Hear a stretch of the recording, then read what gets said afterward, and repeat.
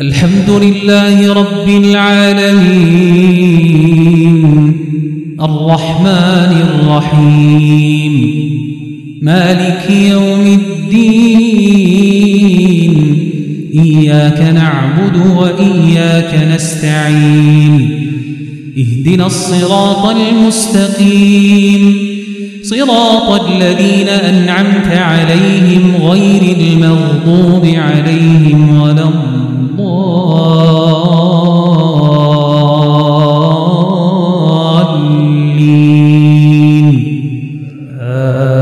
آمين. هل أتى على الإنسان حين من الدهر لم يكن شيئا مذكورا إنا خلقنا الإنسان من نطفة أمشاج نبتليه فجعلناه سميعا بصيرا إنا هديناه السبيل إما شاكرا وإما كفورا إنا أعتدنا للكافرين سلاسل وأغلالا وسعيرا إن الأبرار يشربون من كأس كان مزاجها كافورا عينا يشرب بها عباد الله يفجرونها تفجيرا يوفون بالنذر ويخافون يوما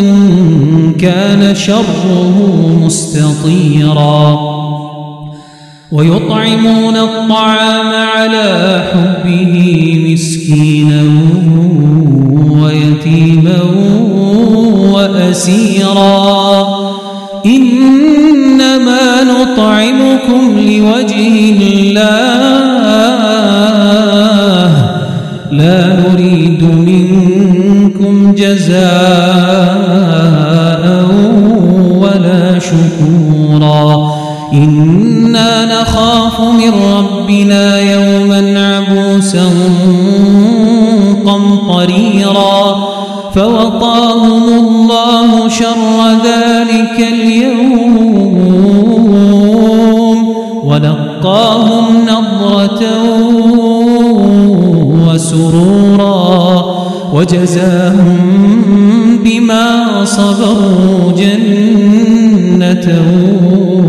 وحريرا متكئين فيها على الأرائك لا يرون فيها شمسا ولا زمهريرا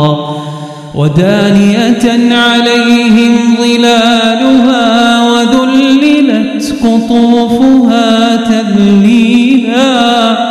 ويطاف عليهم بآنية من فضة وأكواب كانت قوارير من فضة قدروها تقديرا ويسقون فيها كأسا كان مزاجها زنجبيلا عينا فيها تسمى سلسبيلا ويطوف عليهم ولدان مخلدون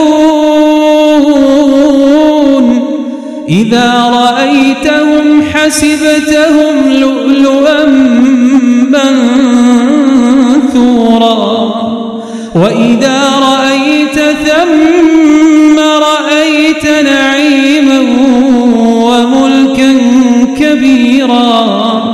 عاليهم ثياب سندس خضر واستبرق وحلوا أساور من فضة وسقاهم ربهم شرابا طهورا إن هذا كان لكم جزاء وكان سعيكم مشكورا إنا نحن نزلنا عليك القرآن تنزيلا فاصبر لحكم ربك ولا تطع منهم آثما أو كفورا واذكر اسم ربك بكرة وأصيلا ومن الليل فاسجد له وسبحه ليلا طويلا إن هؤلاء يحبون العاجلة ويذرون وراءهم يوما ثقيلا